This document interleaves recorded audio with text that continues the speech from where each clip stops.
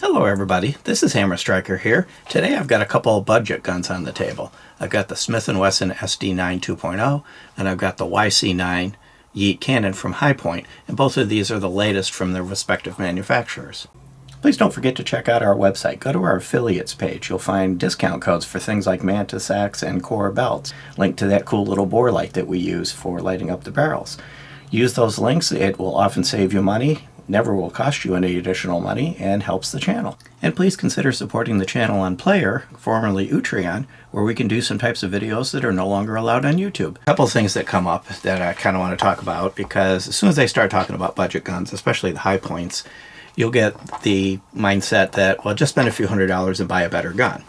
Yeah, that's all well and good if you can afford it. When you're looking at guns in this territory, generally you've got a significant budget constraint, and spending a few $100s more to get a Springfield or a Glock or a Walther or whatever it is that would be a better gun just isn't in the cards.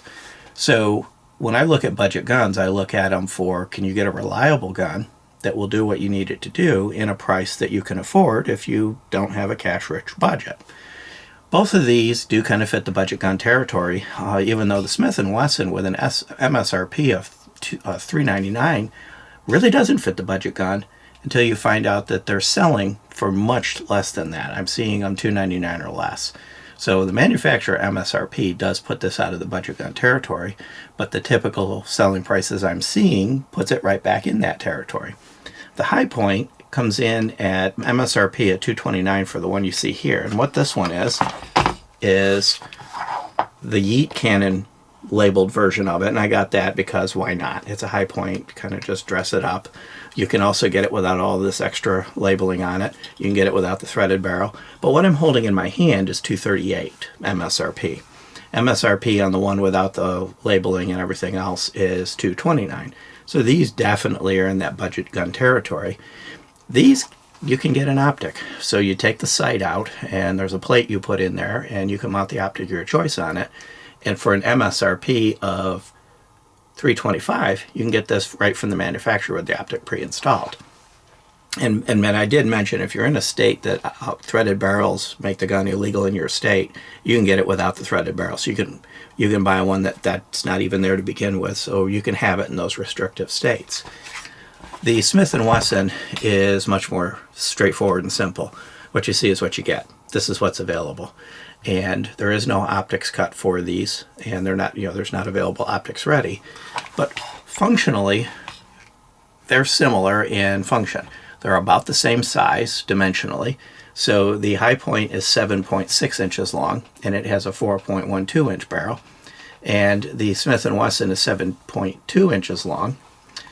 Height-wise, they're close. The Hi-Point's a little bit taller at 5.9 inches, and the Smith & Wesson comes in at 5.5. From a thickness perspective, though, they're significantly different. Hi-Point's a thick thing. It's 1.4 versus 1.29 for the Smith & Wesson. And you're going to not be surprised when I tell you the weight's different. Smith & Wesson is 22.7 inches, which is consistent, 22.7 ounces, which is consistent with all of the polymer frame guns that are out there. 34.2 ounces for the Hi-Point, kind of on the chunky side. And that's probably, I would say, one of the biggest disadvantages of the Hi-Point is that it's heavy. They always have been. They're straight blowback guns. They're Zamac, so they're not a really high-end material. These are locked breech, and they're stainless steel and polymer. So they're a much better material in the Smith & Wesson. As far as function and reliability, historically, the original Hi-Points were actually quite reliable. They just worked. They required very little tender loving care. They were the kind of gun you could throw in a toolbox, keep it in a tackle box, on a boat, wherever. They just didn't need to be loved to work reliably. The Smith & Wesson, they're quite reliable, and actually it was more reliable than this one. So this is the Gen 2, the YEET Cannon, the YC9 from Hi-Point, and this one has not been reliable from the beginning, which is kind of unusual for Hi-Point. This Smith & Wesson worked from day one, out of the box, first round to last round, it just worked. They both have a Picatinny rail. Neither of these have replaceable back straps or any of the other cool features. Capacity is a big difference too. So the Hi-Point holds 10 rounds, which is an improvement over the original one. It's kind of got this almost a stack and a half kind of magazine going on. This magazine and the related nature of it may be part of the reliability issue with this. And the Smith & Wesson, the SD9, uses quite a nice 16 round magazine. If I can get it's 15 on this side. Doesn't want to focus because of the studio lights. But this is a 16 round magazine, and it's the only magazine choice available. Both of these only come with one magazine. That's a disappointment in general. One magazine is not enough to work with any of these guns. Yes, it's enough to carry it, but it's not enough to practice with it or anything else. So you might be at the point right now of no-brainer, Smith & Wesson. It's more reliable, it's lighter, it's smaller, it's everything else. There's a few features the Hi-Point has that may make you consider differently. Number one is the optics ready capability. If you're really wanting an optic, and there are inexpensive optics out there, the Crimson Trace is one of them, you can get this fitted with an optic for less than the MSRP of the Smith & Wesson. Threaded barrel, of course, if you're wanting some of the tactical features. As soon as you move away from that, though, when you start looking at the negatives to the Hi-Point, it starts to lose its luster very, very quickly. And yeah, they've improved the styling, they've improved the grip styling, they've improved the serrations, it's a little easier to rack. But a couple other problems. Number one, there's no slide stop slide release. So if I lock this back, I can't unlock it. The only way I can do that is to pop the magazine out, release it, put the magazine back in. Might not be the worst thing in the world until you realize that this has a magazine disconnect, which means the magazine has to be in it to pull the trigger. So if I'm trying to do any dry fire practice, or a little bit later in this video when I try to demonstrate the trigger, you're going to see it's kind of a kludgy mess. The other thing that's wrong with this is maintenance. To clean it, you have to lock it all the way back, and there's a pin up under here.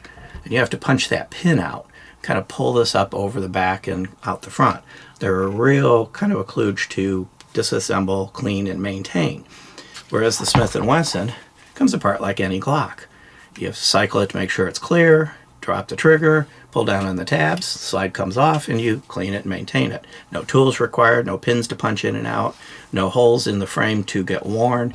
So maintaining the Smith & Wesson is significantly easier. Doing practice and other things with the Smith & Wesson is significantly easier. Carrying it is significantly easier because it doesn't weigh a ton. It doesn't need wheels in order to carry the thing around. So when I look at them side by side, purely from a price standpoint and features, some of the features this has got, this kind of starts to win. When I look at it from the standpoint, I'm going to have to use this thing, I'm going to have to live with this thing, I'm going to have to clean this thing, it very quickly loses its luster. I'm going to demonstrate the triggers. So the Hi-Point trigger has, I've got to put the magazine in it. There we go with the magazine disconnect. So there's almost no take up, just minimal take up, and then a little bit of creep, and then a nice light, decently crisp break. So they have improved the trigger with this generation. Comes in around 5.5 pounds. So the trigger is actually decent in this generation. But now if I wanted to show you the reset, I'd have to pop the magazine out, cycle it, put the magazine back, and show you that the reset is kind of vague. You can kind of hear it click, you can kind of sort of feel it, but it's not a defined reset, but it's basically all the way out. And in that case, it sounded like it reset, but it didn't. I gotta let it all the way out. So the reset on this, the trigger is not as refined. So now let's go to the Smith & Wesson. First off, I can just take the magazine out and set it on the table, cycle it.